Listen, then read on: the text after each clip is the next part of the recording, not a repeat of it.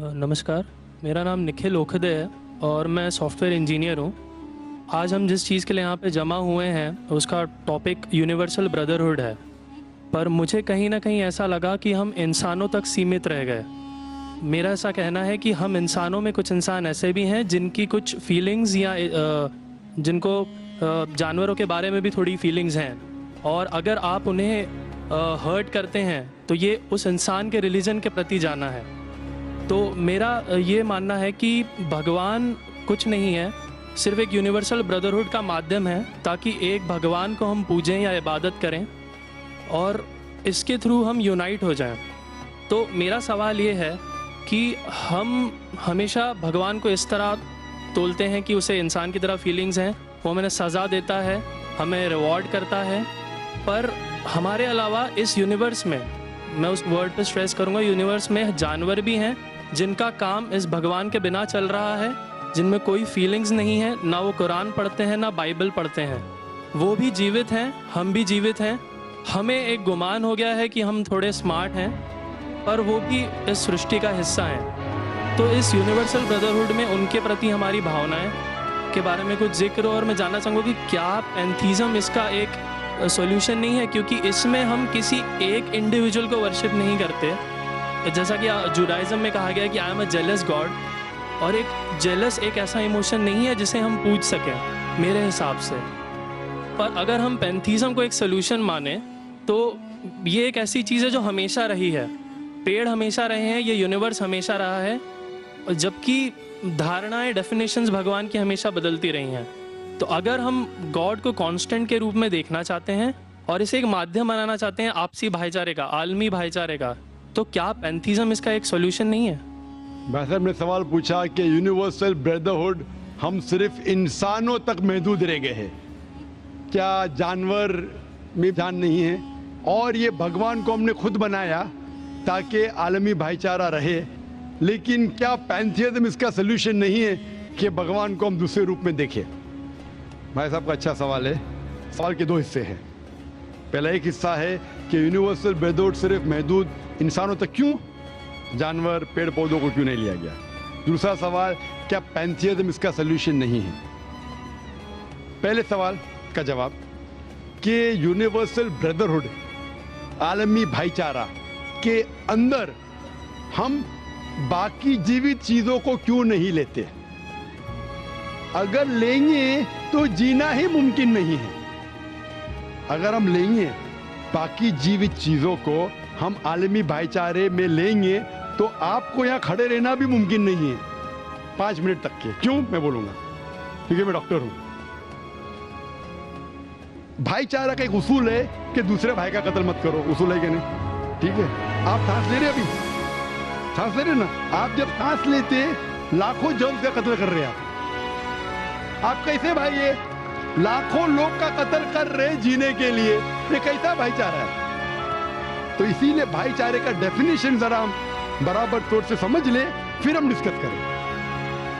क्योंकि अगर आप कहेंगे हर जीवित चीज मेरे भाई है, तो आप भाईचारे के खिलाफ। कोई भाईचारा में ये नहीं है कि दूसरों का कत्ल करो अपने आप को जिंदा रखने के लिए। कभी भी इस्लाम में ये नहीं कहा गया है कि दूसरों को दबाओ अपने आप को ऊंचा करने के लिए। और मैं अल्लाह के रसूल की एक मिसाल दूंगा आपको। अल्लाह के रसूल फरमाते हैं, आप जब देखते हैं एक खजूर का दरख्त, पाम ट्री, वो एक मोमिन की मिसाल है, मुस्लिम की मिसाल है, तो साहबा सोचते इसका क्या मतलब? क्यों एक खजूर का दरख्त, पाम ट्री को मुस्लिम कह रहे? समझ में नहीं उनको। आज हम जानते हैं उसका अल्लाह के रसूल ने कहा, कोई भी पेड़ पौधे जब भी बढ़ते ऊपर, वो क्या करते हैं? आजू बाजू पेड़ को हटाते हैं, फिर ही बढ़ते हैं, नीचे जाते हैं, अपने पौधों को, रूट्स को एक्सपैंड करते हैं। इसीलिए आप देखेंगे म्युनिसिपैलिटी क्रैक्स को तोड़ती है, मजबूत करे। क्यों? वो पेड़ बढ़ता है तो क्रैक हो जाता है, फिर से टाइल लगाते हैं। जितना पौधा बढ़ता है, जितना पेड़ बढ़ता है, उतना आजू बाजू नुकसान करता है। एक वाहिद दरख्त है पाम ट्री, जो जितना ऊंचा जाता है दूसरे को नुकसान नहीं पहुंचे, सीधा जाता है। बाकी लोग यहाँ जाते वहां जाते, इसके घर में घुसते उसके घर में घुसते। ऊपर जाते सीधा, किसी को तकलीफ नहीं देते, नीचे भी जाते सीधा,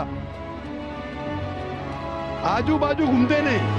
अगर आप अपने आप को बड़ा बनने के लिए दूसरों को दबाएंगे, ये मुस्लिम नहीं। तो अगर मैं मानूं आपकी बात को कि हर जीवित इंसान को भाईचारा करो, तो मुझे जीने का हक नहीं, किसी को जीने का हक नहीं है। लेकिन उसका मतलब ये नहीं कि हम दूसरे जीवित लोग को तकलीफ पहुंचाए जानबूझ के। इसीलिए इस्लाम में जब मोहम्मद सल्लल्लाहु अलैहि वसल्लम पैगाम दिए अरब देशों में, अरब मुमालिक में, तो लोग ने कहा ये कैसा इंसान है। जब अल्लाह के रसूल ने कहा कि ऊंट के ऊपर ज्यादा वजन मत डालो, हराम है, घोड़े को ज्यादा तकलीफ मत दो, तो लोग कहने लगे ये तो अभी इंसानों की हुकूक की बात कर रहा था, अभी जानवरों की हुकूक की बात कर रहा है। अल्लाह के रसूल फरमाते जब एक शख्स आग उगाता, बोलते आग को बुझाओ, क्यों?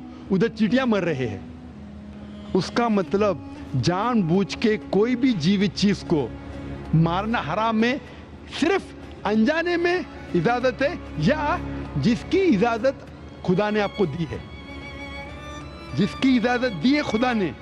मिसाल के तौर पे मनुस्मृति में चैप्टर नंबर 5 श्लोका नंबर 30 में लिखा है कि खुदा ने कुछ जानवरों को बनाए खाने के लिए और किसको खुराक बनने के लिए, some to be eaten some to eat. अगर वो खाने वाला जानवर दूसरे जानवर को खाता है जिसको खुराक के लिए बनाया है, तो कोई गुनाह नहीं है। मनुस्मृति चैप्टर नंबर 5 श्लोक नंबर 30 में अगर आप उस जानवर का कत्ल करते जो खाने के लिए बनाया गया, तो आप गुनाह नहीं कर रहे। Manusmriti chapter number 5 shloka number 39 में सैक्रिफिशियल एनिमल, जो एनिमल कुर्बानी के लिए बनाए गए, उसकी कुर्बानी देना गुनाह नहीं है। मैं क्यों हिंदू धर्म से कह रहा हूँ, मुस्लिम से भी कह सकता हूँ, बहुत से हवाले। उसका मतलब हमें किसी को तकलीफ नहीं देना चाहिए। लेकिन अगर अनजाने में चलते चलते चींटी मर गई, तो आप बाहर चले नहीं सकेंगे, आप सांस लेंगे जर्म। तो अल्लाह ताला ने जर्म को पैदा किया है मरने के लिए आमतौर पे, तो आप गुनहगार नहीं। मालूम कुछ जैन लोग मास्क पहनते तो भी मरते, पानी को उबालते, उबालने से मार रहे, उबालने पानी पी के फायदा क्या? अंदर मारने के बदले बाहर मार रहे, क्या फायदा? ये मुमकिन ही नहीं है। लेकिन जानबूझ के कोई जानवर को, और एक मिसाल दूंगा, हमारे खतीब जुमा नमाज पढ़ाए थे कल, डॉक्टर उस्मान, उनने अपने खुतबे में मिसाल दी थी। क्या एक औरत थी जो बहुत बेहया थी, क्या कहेंगे, जो आम तौर पे लोगों की जीनत थी। मैं लफ्ज़ उर्दू ज़रा मेरी कमज़ोर है, मैं किसी को ठेस नहीं पहुंचाना चाहता। इंग्लिश में कहेंगे नॉट विथ गुड कैरेक्टर, बाजारी औरत। ज़रा मैं ऐसे लफ्ज़ इस्तेमाल करना चाहता हूँ किसी को चोट पहुंचे, तो बाजारी औरत थी जो बहुत गुनाह करती थी। लेकिन एक वक्त एक कुत्ते को पानी पिलाया, तो अल्लाह के रसूल फरमाते सिर्फ वो एक अच्छे अमल के वजह से खुदा ने उसे जन्नत में डाला। बाजारी औरत गलत काम करती है, जिना करती है, एक अमल क्या की, एक कुत्ते को पानी दी, इंसान को नहीं कुत्ते को, और अल्लाह उसे जन्नत में डालता है। दूसरी तरफ एक अच्छी औरत, नेक औरत, लेकिन एक बिल्ली को बंद करती है, चेन करके रखती है, उसकी आजादी को कैद करती है, अल्लाह ताला उसको जहन्नम में डालता है, नरक में डालता है। इसे कहते हैं जानवरों के हुकूक। मतलब जानवरों के भी हुकूक इस्लाम में है। अल्लाह के रसूल फरमाते कि चिड़िया की जान भी मत लो बिना वजह।